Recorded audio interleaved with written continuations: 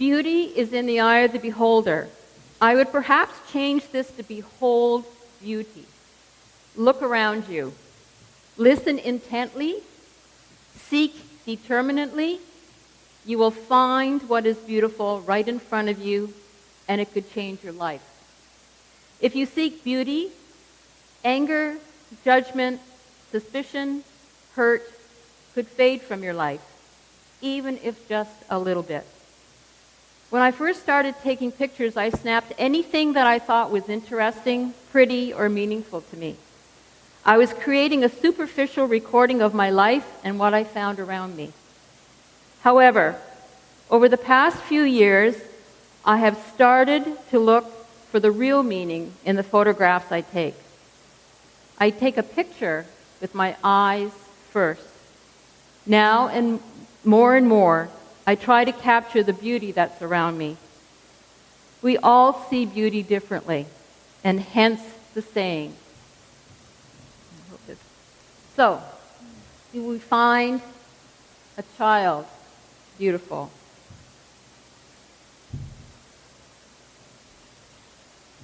Can we find the beauty in the lines and wisdom of an old man?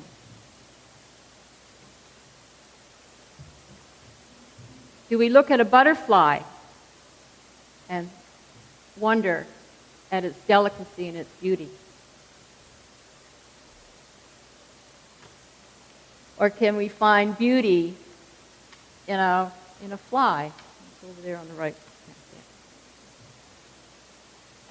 Do we love the bareness of a sand dune? Or would we prefer to sit on the shores and watch a sunrise or a sunset? I love this. Do we love the summer? Or do we love a cold winter's day? Everybody is different. Everybody finds beauty somewhere. And I'm just not talking about our eyes. I'm talking about our ears, and I'm talking about our heart. Okay. We're now going to listen to some poetry written by our dear friend Bob Morris. And here's the music by Tom Dietzel. Bob's poems have been crafted by him on subjects he holds dear. They are thought-provoking, intense, and from the heart. Listen to the words and look for the beauty. So this is actually a recommended suggestion from Mary Kay. It's called The Falconer, and it's got a kind of a soaring melody. And the words actually are, "Soar my song with wings wide fanned."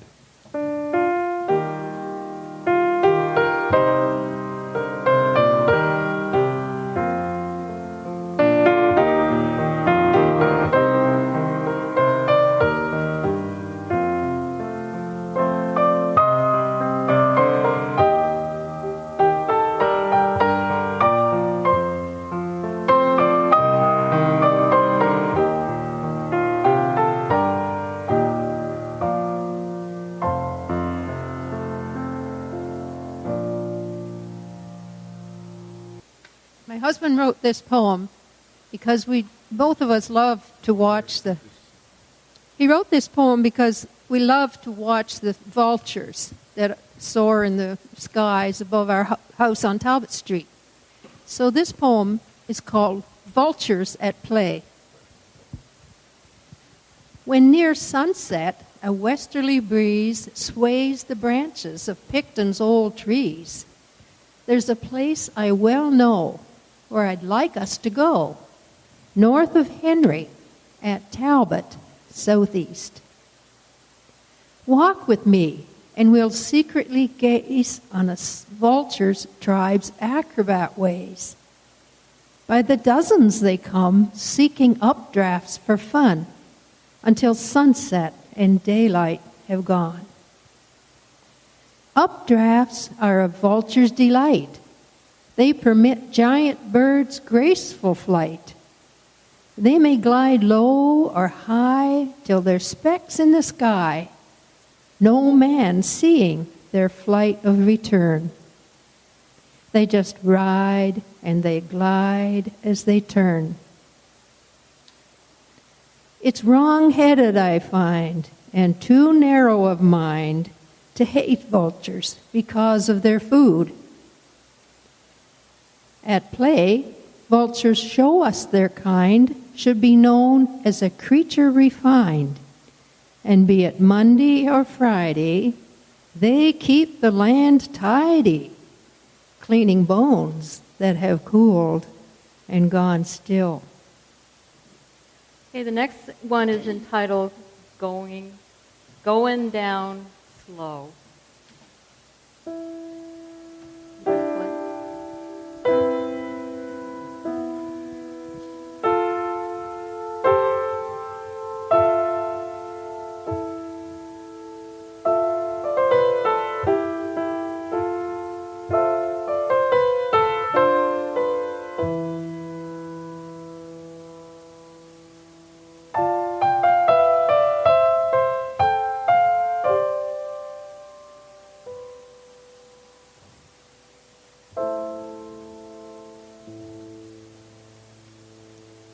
This poem, called Going Down Slow, was written by my husband about 6 years ago. Gee, I just made a rhyme. He has been dealing with Parkinson's for 23 years, but one of his joys has been to write poetry, along with many other things. And this one is more personal, about how he feels with his Parkinson's. When my movements are odd, my expression quite blank, you might guess there was wine in the grape juice I drank. You'd be wrong. It's just Parkinson's muscle disease, the main cause of tremors and legs that may freeze. But 4 hours each morning and 3 afternoon, with my meds, I'll split maple, dig gardens, or prune. I may play on my keyboard some songs old and dear. I may write up some stories for grandkids to hear. Thanks to L-Dopa and my doc's expertise, most days I can do just whatever I please. So for the few seasons my body has left, I'll just carry my old bones. I'll just carry whatever my old bones can heft. I'm content. I've been favored to live a full life, and shared most of it with my best friend, my dear wife. His best friend, his dear wife. Okay, and now Tom is going to sing the poem, I think, on Mr. Snow.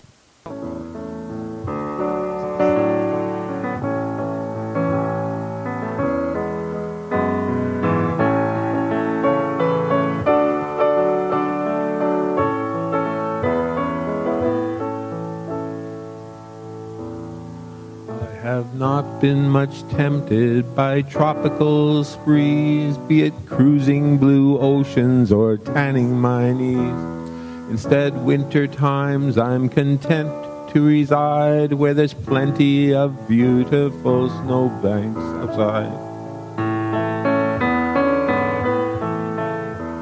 You see, I love skiing in cross-country clothes, with the odor of balsam pitch filling my nose. If my skis waxed just right, I'd be able to ride uphill with no backslip and downhill with glide. In my pocket an orange and spear waxes I chose. I'll ski sheltered by woodlands and wicked winds blow. Alone or with friends I'll examine our track for the footprints of hares braving coyote attacks.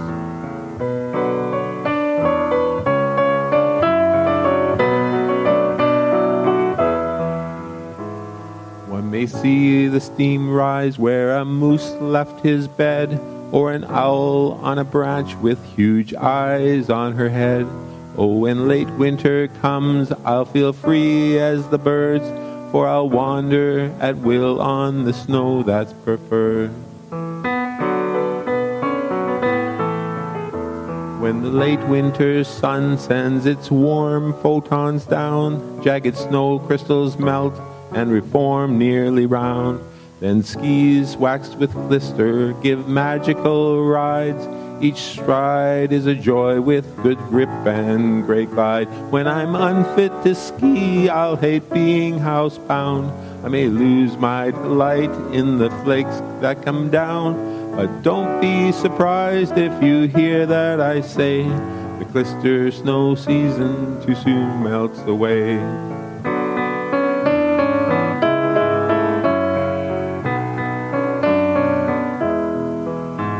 The glister snow season too soon melts away.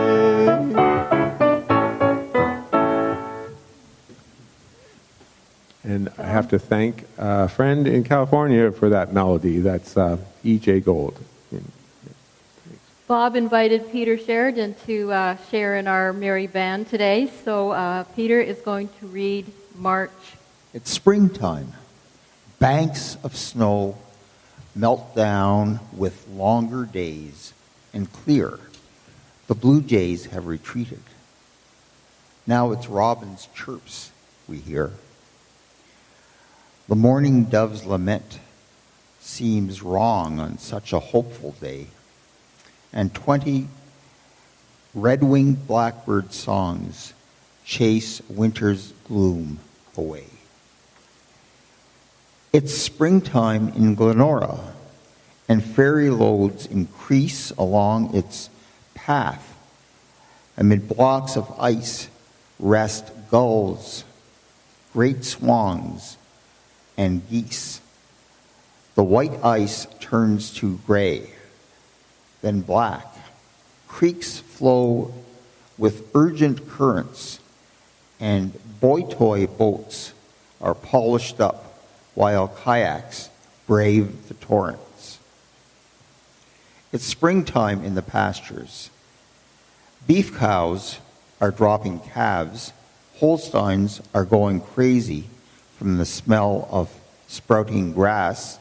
The farmers grease their tractors up for dry ground they are hoping, and men who fish count the days until pickerel season opens. Springtime is all around me, yet I think of springs gone by. How long since I've heard meadowlarks? The years pass by too fast, and I miss the sound of nighthawks, and I miss the whippoorwills. They might return if we'd help out in healing nature's ills.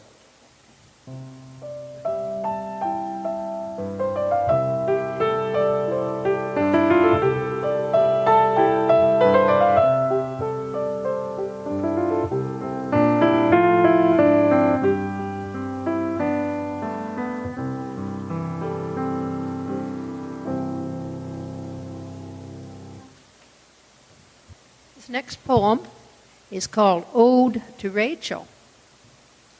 Ode is spelled O-W-E-D. Rachel was a very famous person, and she helped to change our attitude to pesticides and herbicides and all the poisons that we were putting in the environment. A book I read once years ago, so sad, it caused a tear to flow, was Rachel Carson's Silent Spring. She mourned for all once living things, recounting how, without due care, we poisoned land and seas and air. How molecules we just invented invaded bodies unintended. And being slow to decompose, they unimagined harms imposed. So fish and fowl, hormones askew, laid eggs but hatched out very few. I fancy mother eagles cried as one by one their nestlings died. Those who understood were vexed to realize that we were next. But, faced with Rachel's facts compiled, The poison vendor's rage went wild. They claimed there was no certain proof that they were causing harm, in truth. "She'll put us out of work," they cried. They ridiculed her, and they lied. To Rachel, we are all in debt, forewarned, not self-destructed yet. Our courts ruled habitat protection shall to our future give direction. On do not spread laws, they insisted, for toxic things that long persisted. And rogue elements like cadmium and lead, we're phasing out of use, they said.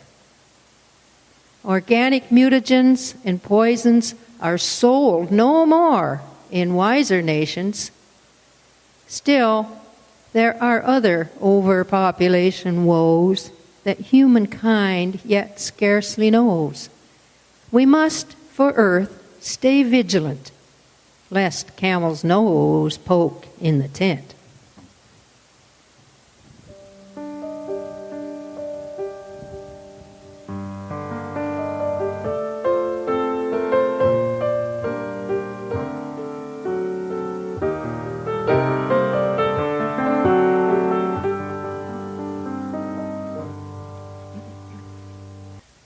Whole life plans.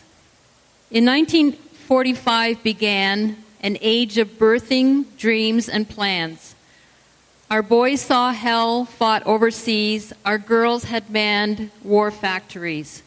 Sweet peace by sacrifice they'd bought and ended wars, or so they thought. With deep resolve and opened eyes, they longed for joys of family lives. But businesses and metal mills did not need men with shooting skills. Prospects for work were often worse for women who were not a nurse. Time passed. 2 decades had to go before progressive minds would show that women, persons, owned full rights and should not fear to go out at nights. Now daughters of those post-war brides at last held up their heads with pride. A business prof won Nobel's Prize by showing village women wise. They raised from poverty their homes, investing micro-starter loans. And good on those who helped devise daycare for single moms and wives. But still there's much that needs to be done for gender fairness to be won. With urgency a small voice says that birthing shan't make mothers slaves, and women shan't relive the time when birthing meant she must resign. Let's now embrace still higher goals, drive fear and doubt from schoolgirls' souls, build schools with books of every kind, and cultivate their searching minds. If humankind thus now invests, 10 generations shall be blessed.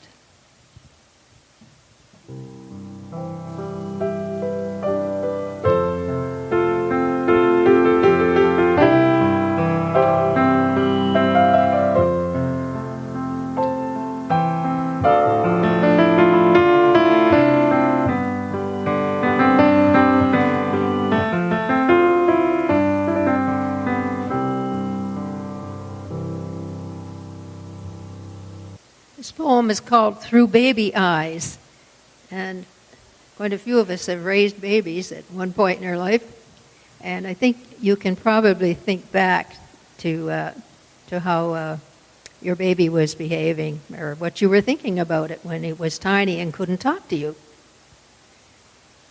It's marvelous that you and me learned all we did at 2 or 3. Yet what impressed our infant eyes we can't recall to save our lives. What brought us baby joys and pains